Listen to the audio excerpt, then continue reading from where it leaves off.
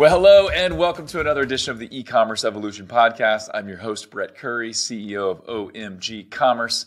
And today we are talking with Charles Tichenor from DisruptorSchool.com. We're talking about Facebook ads and social and AI and all kinds of crazy fun stuff to help you grow your business. And quick background, I met Charles first at Geek Out San Diego. I was speaking there. Shout out to Nick Shackelford. Met Charles there. I was like, whoa, who is this crazy smart guy? And so we met there. And then Blue Ribbon, also San Diego. Separate event, separate time. We met there because you were speaking with my buddy Jeremiah Allen. And so we really connected and hung out there, I think over the cigar party potentially. But anyway, Charles and I were chatting. We're like, dang, this is a podcast episode. Let's do it. So here you are. So Charles, what's up, man? And I want you to shed light on a couple things, and I got a couple of intro questions for you. But all right, let's you were do once it. listed as top 100 advertiser on Facebook. You've Yes. generated $1 billion in revenue from Facebook ads. Like these are some crazy statistics. What do you attribute that to? Like, how have you become this monster, maybe that some people don't know about on with Facebook ads? I think it really comes down to three things. First off is luck and timing, in that I basically was spending 7 figures a day before there was a Facebook Pixel. So the fact that I was supervisor at Omnicom for the Resolution Media, the performance marketing division, overseeing Nissan and CBS and Henkel, working with Activision and Levi's and Apple, back in like 2013, 2014, just right place, right time, right? So that's always a key place of things. There's nothing you could beat that. Totally. I think a second thing was that I did get a very strong background in data science and analysis. So I have like an MBA from a Harvard Business Review. And what that really helped me do was when I was spending that money, I was always doing case studies. I was always doing very aggressive testing. And what that meant was back at the time, there was like one rep at Facebook for everybody west of the Mississippi River. And nobody wanted to talk to them because Facebook was this ugly redhead stepchild of a thing that everybody in the room was all about Yahoo. Nobody understood it. Yeah. So me and this guy became best friends. And anytime there was a new tool or they were building up a new team or new, ad type, I had a 7-figure budget to test it. One of the first big wins we had was I launched the first lead gen ads on Facebook. So not only did I have huge budgets, but I also had, master's degree education on conducting case studies and data analysis for marketing. So I kind of became the Chuck Yeager of Facebook ads, one of, not the only one, but a few of them, just kind of test piloting a million things. So by the time other people got to see stuff, Facebook was funding me at $10,000, $50,000 a day sometimes on new tools. And that, still happens to this day, which has given me tremendous insight in how the platform was developed, the tools, how they're being designed, the product teams behind marketing and messenger and measurement, how they all were actually working together. And I've seen those teams evolve over years. And I think the last thing is that I had the luxury of not learning how to run Facebook ads from somebody that was good at email or search or programmatic. I kind of came in fresh, which meant that I have a huge advantage over most people, or I did, and I try to teach that advantage because I look at Facebook not as a version of Google Display or of email. And I don't value the same metrics in the same way that most other people do. And I've always looked at it through the lens of business results. And that has made me a really bad agency employee. Yeah. But ultimately, when I got to the side of vendor and e-commerce, maybe one of the best. I'm on my 4th 8-figure business to a 9-figure exit in the last 5 years that started as a low-end 7-figure business. Dude, that's not bad. It's not luck. Eventually, it's a process. Do that once, and that's cool. Yeah. Almost on your 4th. That's fantastic. But that's such an interesting point, though. We all, and just realizing we all come to whatever we're working on with a paradigm, right? So you came to Facebook ads, but really not with the paradigm of Google or TV ads or something like that. If I were to approach and try to dig into Facebook, I would totally look at it from the lens of Google ads and YouTube, because that's what I know. But that fresh perspective is useful. And I think, like you said, you can kind of unlearn that a little bit and force yourself to have a fresh perspective, which is pretty cool. So amazing ways to learn, 7-figure a day budgets and Facebook letting you be an alpha tester, beta tester, things like that. That's awesome. So fast forward to today, quick shout out to Triple Whale and Raba, mutual friend of ours. You were just nominated for a Whaley, which is brand new. That's Triple Whale's award they give out in the D2C industry. Sadly, you did not win, but it's still a happy story.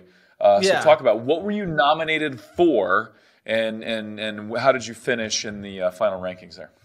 Yeah, so they had a lot of awards. Best, most innovative brands and communities and all of that.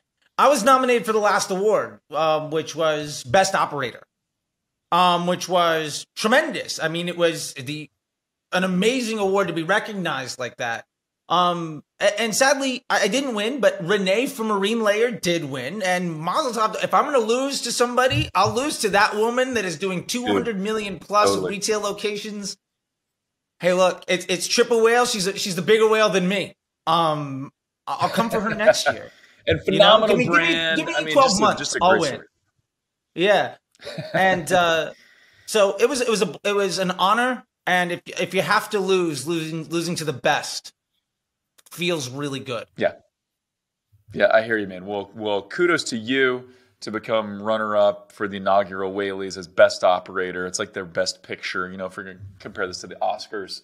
Yeah. So well done, and tip the hat to Marine Layer for sure. So awesome, man. Well, let's dive in. So we're going to talk Facebook and TikTok and social and AI and a lot of fun stuff. But what are some of the changes that have happened with Facebook ads over the last 6 to 8 months that maybe some people aren't aware of yet? Yeah, I think the biggest change that we're seeing is the unfair advantage that Facebook is giving to Advantage Plus campaigns right now, which is a certain style of running an ad. It's a certain campaign type that's an option. I was doing some of the tests about a year ago where they were giving us about 10,000 a day to test it. And it's a slight change in the way that Facebook is using their data to target the right people to get results. Historically, once Facebook introduced the conversion pixel, which again, I remember when that was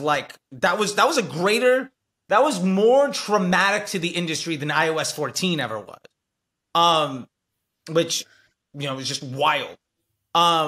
Like iOS 13 was a roadblock, like a speed bump. You know what I mean? In comparison to the end of days. But the conversion pixel, that was traumatic, mostly in a good way, right? For Facebook advertisers, it was traumatic maybe for the rest of the industry. Yes and no. I saw so many agencies refuse to adopt the conversion objectives. They really dove into PPC. And Facebook, to be fair, was designed to compete with Google Display.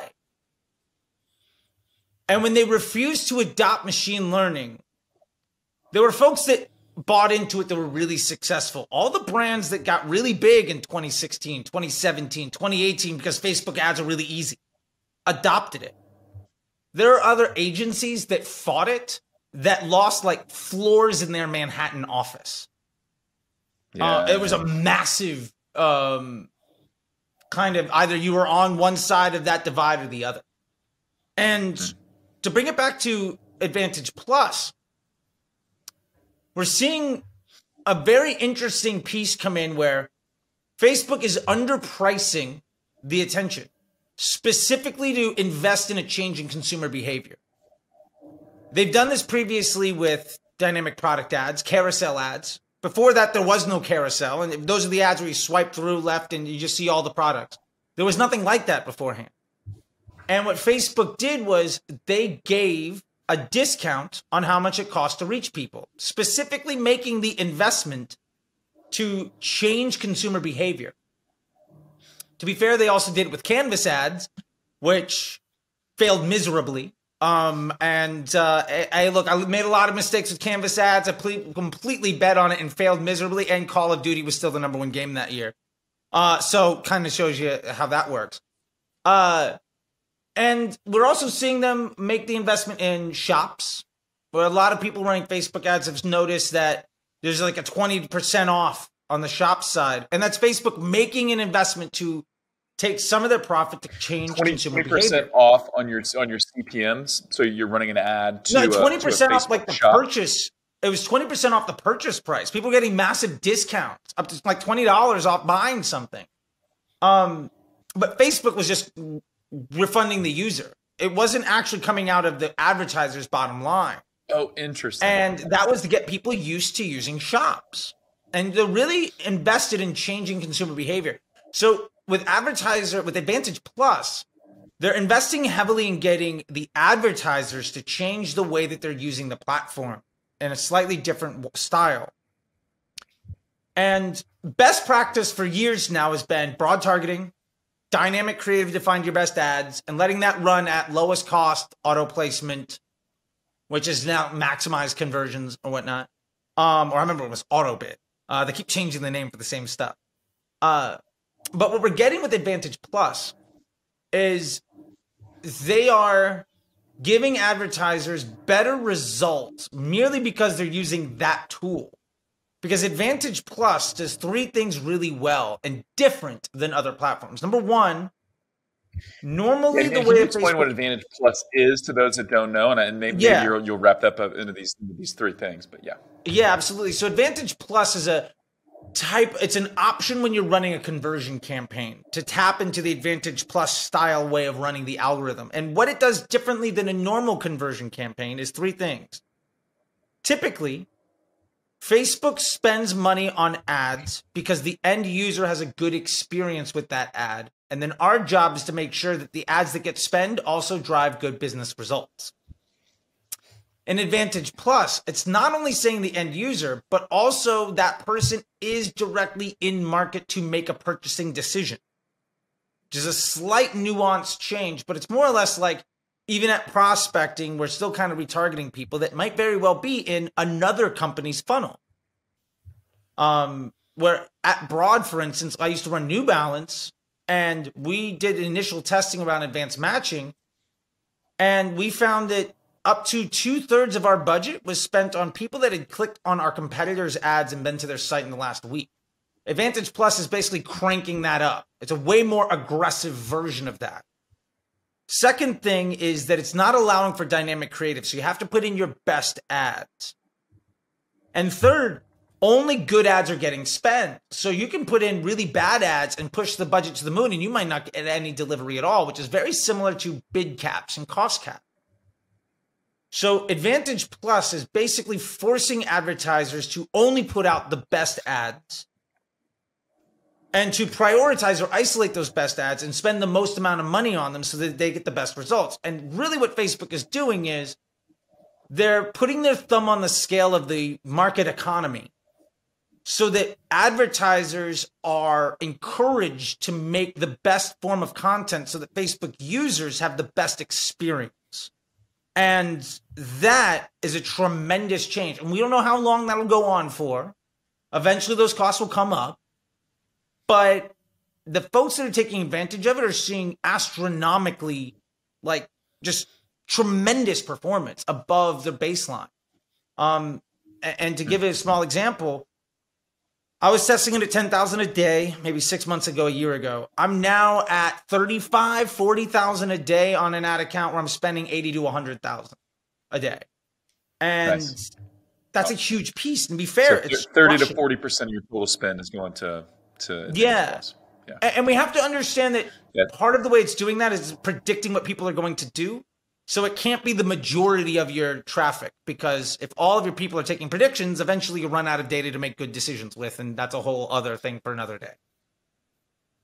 But it's doing interesting. Great. So let's dive into creatives just for a minute. I do want to kind of underscore something, because this is interesting, something I didn't know about Advantage Plus. But so Facebook is rewarding you for just running the best creatives, and in fact, they'll only show the best creatives or good creatives. In some ways, that's kind of what Google did early on with their quality score, right? They were incentivizing you to create a good ad. So they look at click-through rate, they look at keyword relevance, they look at your landing page, and they'll actually lower the cost for you. They'll make Yep. it more attractive for you as an advertiser if you create a great ad. So Yeah. cost will always go up, right? That's going to happen, but probably going to be some elements of that stick around for Facebook, which is interesting.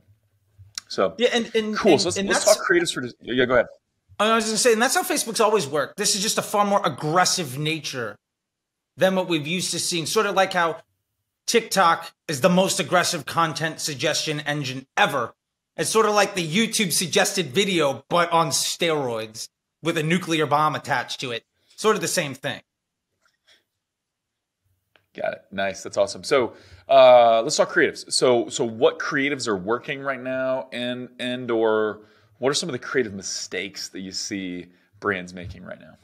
Yeah, I mean, I think probably the biggest mistake, let's start there. Let's tear it down and then build it up. I think the biggest mistake people are making and brands are making is they think that there's a best kind of creative. And so they're constantly chasing whatever that screenshot they saw, what worked. I can tell you this. I'm working with a brand in the clothing business, apparel and accessories. They'll do over 150 million this year. And they run only square static images. I also personally am a partner in a clothing business, and we spend 75-80% of our money on videos that were kind of designed for reels. Some of it is UGC, some of it's highly produced, some of it isn't. The point there is, what does work is what you do well and how people are used to hearing from you. Almost every brand that you know has an identity. Like I've been sipping on this Liquid Death, right? So Liquid Death is great around branding. Unbelievable. If Liquid brand. Death, If you don't know the Liquid Death story, you got to pay attention. Yeah. Yeah. Now, if Liquid Death, what they've done is they basically took the Warped Tour, Ozfest, all of that type of vibe, and they turned it into a water business, which is great. Now, if they came out with an ad that felt like a Gap commercial because everybody else was winning with it, that ad wouldn't do well. Now, it might work for everybody else. Maybe that works for Dasani and it works for, all the other brands on the shelf next to them, but it wouldn't work for them. And what's most important is figuring out how you can communicate with, inspire trust in a relationship with your target customer base, and then ultimately continue to hammer that home. And think of all the different types of ads that you've seen on television, all the different commercials over the world, and we still have the Geico Gecko. We still have, Flo from Progressive. We still have the M&Ms, right? We still have the polar bears at Christmas for Coca-Cola. Know what you do well and leverage that as much as possible. That's the greatest hack to creative. But I love this. What you do well and how people are used to seeing you, what generates trust, and then go all in on that. Yeah. What else? What are your other thoughts? Yeah, on so creative? The most important thing to do in creative is figure out what is your unique positioning in the marketplace. How do you define your own little piece of the pie? And then how do you make that pie bigger? That's really the trick. I will tell you this. If your strategy is to chase what's working, you are only going to ever be a lesser version of 80% of the market.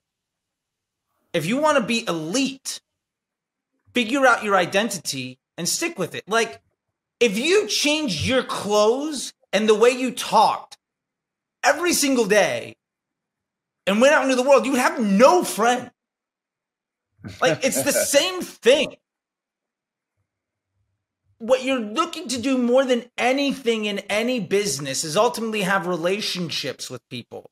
And especially in direct consumer and e-commerce, what we're trying to do is acquire profitable customer journeys with multiple sales and a long-term relationship for great LTV. That happens because of identity and because of trust. So figure out what you do and then continue to do it. What you do well matters. And so figure out what you do well and continue to do that. versus chasing all the other things from everybody else, because you're only going to ever do a worse job than the person you're trying to copy.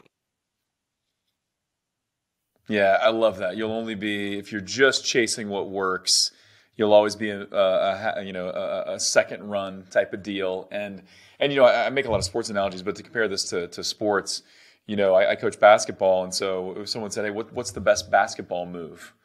Well, I don't know. What are you good at? Like what fits you, right? You're a post player, you guard, you got speed, you got size, you got jumping ability, you're a great outside shooter. Like that's what matters. And then do what you're really good at.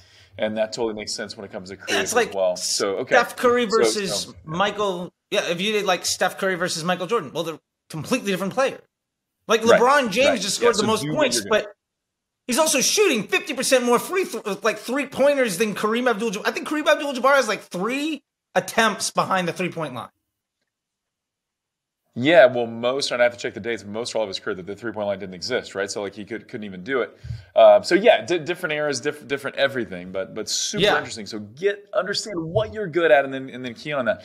Any advice? So if someone's kind of stuck in that rut of I'm just chasing what's working, I'm hearing this new ad type or this type of UGC or this, and I'm just lurching. How does someone understand what are they good at, and then so that they can double down on that? Yeah, I think it's always good to test stuff. It's always good to be uncomfortable and to lose. And you should always have part of your efficiency as a business baked into loss, right? Like if I'm breaking even, I'm probably losing money because it means that I can't test. I can't get better.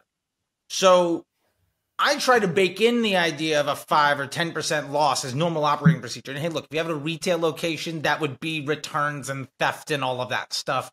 That's just baked into business. What I think people need to do starting off with is everybody has an identity on how they communicate. Some people are great copywriters. Lean on it. Some people are great on camera. Lean on it. Some people are great graphic designers. How do you get attention?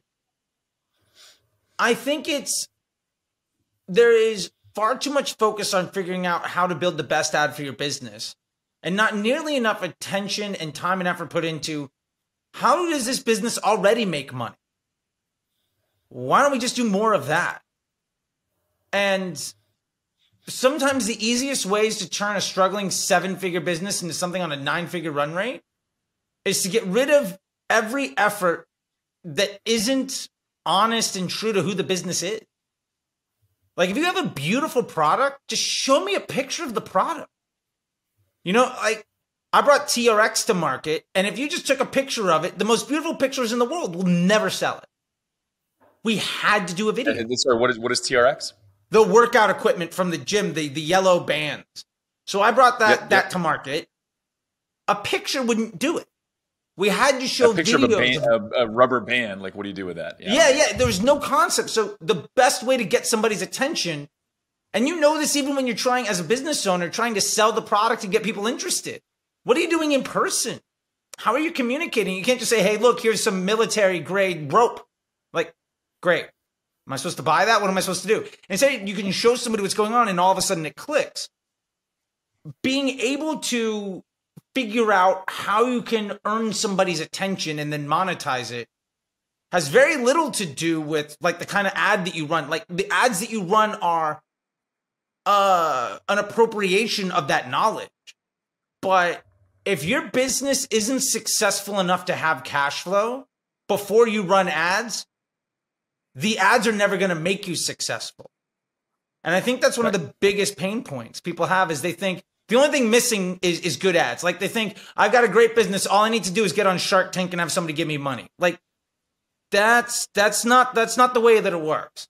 You have to have something that works so you can pour fuel on that fire. Facebook ads is just fuel on the fire. It amplifies your existing business model. So the easiest thing for a business to do if you want to learn how to make the best ads is look to how you already make money. What do you do well? And then appropriate that for some paid version of attention. Otherwise, you're going to waste weeks, months, or years of your life just being dishonest with yourself and with your customers and failing.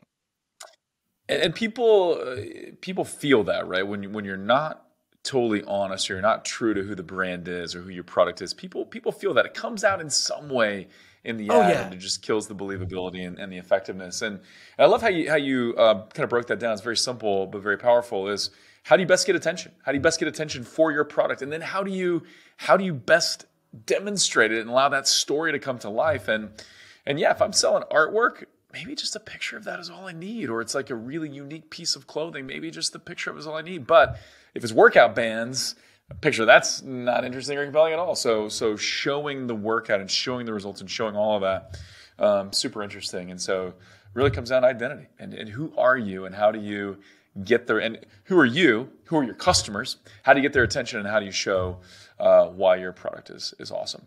Anybody, Yeah. and I know this is a bit of a dangerous follow-up because you just said, hey, don't just chase the best, because then you're going to be a second-rate version of that. But I do think there's value in getting inspiration. There's not value in copycatting. But Yeah. anybody you would recommend that we pay attention to that just does this exceedingly well, where we should try to be remarketed by them or check out their Facebook ad library or something like that? Anybody that's doing this really, really well?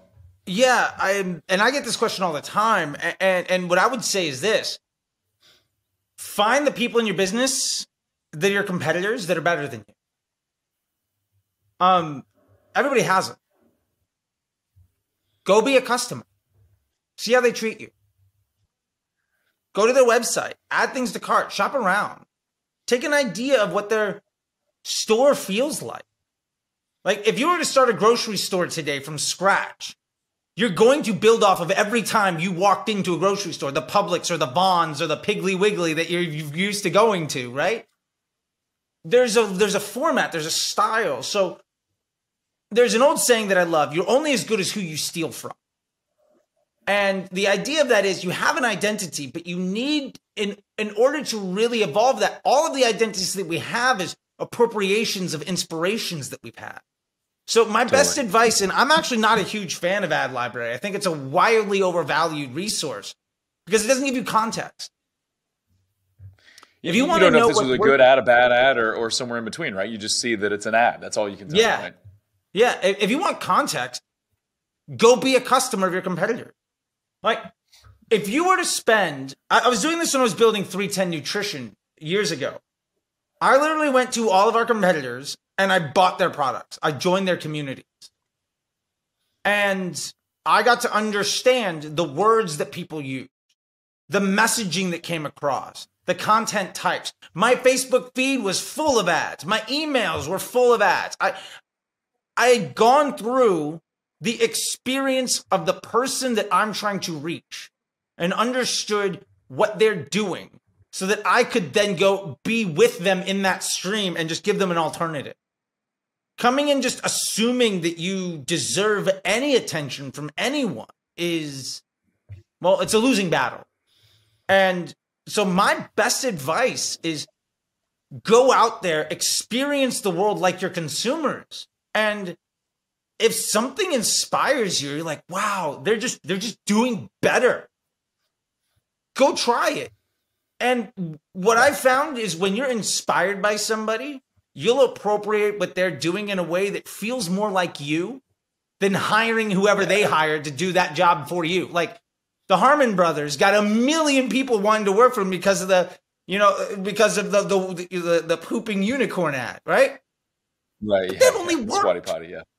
For Squatty Body. Like, right. Yes, they're great, but you can't use that ad format for jeans. It just doesn't work. Right. So that's my number one piece of advice is if you want, go out, be your customer, be your own customer in the world and see what inspires you. And then just appropriate everything possible and have an allowance for failure. And that's where I get some of the best things ever is like, somebody built a better mousetrap. I'm going to build it my way. And some of those ads will last forever. I've got ads that were like that where, and in my women's clothing business, I literally just got ads from Victoria's Secret that I was like, this is amazing. I built a version of that ad and it spent nearly $2 million in the last year. Wow. Great. I'm not reinventing the wheel. Victoria's Secret's wasting all the money. I'll make one more analogy. We can move on because I know you love analogies and this is one of my favorite. McDonald's is the only fast food restaurant that researches locations. Burger King and Wendy's and everybody else puts themselves across the street from McDonald's. Just be Burger King. They're ridiculously successful. Right. Yeah, and Walmart, or I mean, McDonald's just got the cash, and they've got the methodology plan, and they're more of a real estate business than anything else. A lot of people don't know that. If you watch the movie The Founder, you know that. Like, their McDonald's is more about real estate than anything else. So makes sense that Burger King and the others just go where McDonald's is. I love it. Awesome. So yeah, this is such good stuff. We could drill into any of that and have a blast. But let's transition a little bit. So let's talk Facebook, or let's talk TikTok. So what are some of your thoughts on the short term, near term for TikTok, both organic and on the ad side? I love that. I think it's a really interesting place. What I can say with TikTok and with Facebook, YouTube, any optimized CPM platform, I want to set this table here real quick. And remember that ads are nothing other than organic content that you pay for people to see. Mm-hmm. And they run on the same algorithm. So if something does well organically at earning attention, it will almost assuredly do well as paid media at earning attention. Now, whether or not that attention that you earn is monetizable is something completely different. But with that being said, TikTok is the most aggressive content suggestion engine we've ever seen. And if you use TikTok, what does that mean? It's the most aggressive content suggestion engine. Yeah. So if you were to use TikTok for an hour or two and just swipe on things that you don't like and like the things that you do, you're going to only have a feed full of things that you enjoy. And you can program TikToks. Like, I've done it once where I was working with a business, and what we did was we made a dummy TikTok account, and we only went through all of their competitors and liked and watched all the videos of all their competitors. Now, whenever they open up TikTok, it's merely just an inspiration machine. And so the point of that is it's extraordinarily personalized. It knows what you're watching and wants to show you more content like that with a million different data points that they're looking at. And I think that that is something that no other platform can do, because it's not really in the nature of that platform to do it. YouTube rabbit holes, we all know about that. It works on a slightly different thing. YouTube rabbit holes is more about the topic of the conversation than maybe the style of the delivery, right? The keywords and all of that stuff, which is great. And then in Facebook, they show you content based on what you like to see, based on all the websites you've been to and all the places that you've been and where you spent money that time of year or what you're in the market for. TikTok is very much about, like, this is what gets somebody to spend 5 seconds of their eyeball here. We're going to give you that as much as possible. And with that in mind, I don't think any other platform will be fundamentally able to make TikTok obsolete, because it would be out of their core user experience to do so. I think that probably the closest we will get is Instagram Reels, or maybe even Facebook Reels that are inside the app, because those don't have an identity as much yet other than trying to be TikTok. When it comes to TikTok ads, I think that if you hit on creative that does well, you can do exceptionally well with it. There is a huge issue with TikTok, or a difference between TikTok and Facebook. There are two huge differences. Number one, a good Facebook ad can run for years. Anybody that insists that ad fatigue is real, that's misinformation. I've had ads that have run for 2, 3, 4 years. I have ads that I built 4 or 5 years ago that every now and again I still see in my feed. Yeah. Like, that stuff happens. The half-life, the longevity of a Facebook ad is basically forever. And same with YouTube. TikTok. Same with YouTube, yeah. Same. We've got YouTube ads we've run for years and spent millions of dollars on the same ad. It just keeps cranking. Like, my buddy Sean Cannell from Think Media, he's got like an affiliate video of like Father's Day gifts. And every year in June, he gets, an extra couple million views and a big check. Like, It just happens like clockwork. He made that thing in like 2013 or something like that. It just happens. It's evergreen. Yeah. TikTok, though, maybe 2 weeks. That's all however long it'll work. Because TikTok is also part of that suggestion engine is also new. The aspect of new as a value point is extremely high. Now, you could maybe run something again in a couple of months and it'll work great, but it means that the churn rate of content is massive. And that churn rate has far more to do with time than with money. That ad might last for 2 weeks if you're spending $50 a day. It might last for 2 weeks if you're spending $20,000 a day. So there's a big issue there. And being able to consistently deliver that quality of content that's monetizable. And the other side of TikTok ads is it'll never be as smart as Facebook, Google, or Facebook or Google. And it has far more to do with the fact that Facebook and Google have a leg up of over a decade of communication and location and transactional data. So I think there are places where businesses can leverage TikTok as their unfair advantage in the marketplace to scale.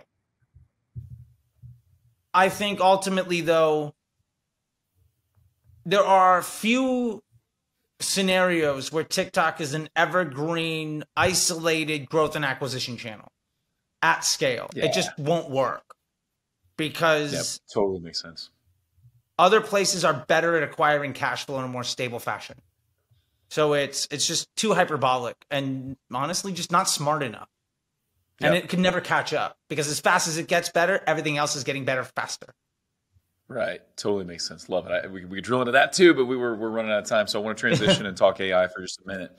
So how are you using ChatGPT or other AI to help give you superpowers or give you an edge or help make your marketing better? Yeah, I love it. ChatGPT is the latest version of the AI. And to be fair, I've been using Facebook's version of that for years. It's called Dynamic Creative. And I don't spend a single penny on Facebook without having ads tested and proven and created through Dynamic Creative, which is Facebook's version of ChatGPT. And so that's a superpower in that I literally will only ever test in that environment. I never have a single account with a single penny spent on anything that's not developed that way. And for Facebook, I use something called the 3-2-2 method, which is 3 creatives, 2 headlines, 2 sets of copy. And we could dive into that forever. But the point of it is that's giving the AI the best opportunity to create the best user experience so that ultimately I'm buying the lowest priced attention for the highest quality user and targeting the individuals in the most sustainable way to attract the most consistent type of attention. And from then, it's my business model that monetizes it. Using tools like ChatGPT to handle the copy side of things, I think is something a lot of people are using.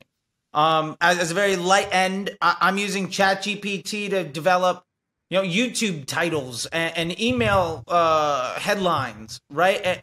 To see what gets good open rates and checking against vidIQ keyword scores. And to be fair, those are also really, really great for my Facebook ads. If this gets a lot of clicks on YouTube and a great email open rate, well, you better believe when I drop that on a Facebook ad, it's going to crush. Absolutely. I think it's also really important to use ChatGPT, though, as a way of understanding how consumers behave. So you can put in there, like, give me 50 reasons why somebody has this pain point. And use that to understand concepts in market research. My friend Sarah Levinger has a great way that she's using ChatGPT to effectively extract psychological data points on users. And using that as a tool to something like that, like yeah. So what she's doing is she's taking in, for instance, say all the comments from an Instagram, say an Instagram post went viral and it's got 30,000 comments. We can grab all of those comments and all of those words that are being used and throw it into ChatGPT. One of the things that I love to do is say, hey, tell me the 10 most important things in this 5,000 word article or something like that, 5,000 character piece. And it'll break it down for you. And if you want to do that in even a more really actionable way, is say you've got a 30-minute YouTube video. Get yourself a transcription of it, drop into ChatGPT, and tell me what are the 10 most important things mentioned here. And then you can literally ask it to tell me more about line item 3, 4, and 5, and then boom, you got a 5,000-word description and mini ebook done like that. And it takes no time at all. The point is you can use all of these things to understand what's going on. What I will say is what it does that I'm very bullish on and I'm a huge fan of is that it can do the collation of data and the sorting of data at scale in a way that tremendously saves you time. Ultimately, you're still going to have to qualify and use insight to appropriately take what it's giving you and take action on it. Like people know when they're reading something written by AI. I wouldn't use it as I don't think it's the best for SEO. I'm just blasting out blog pages.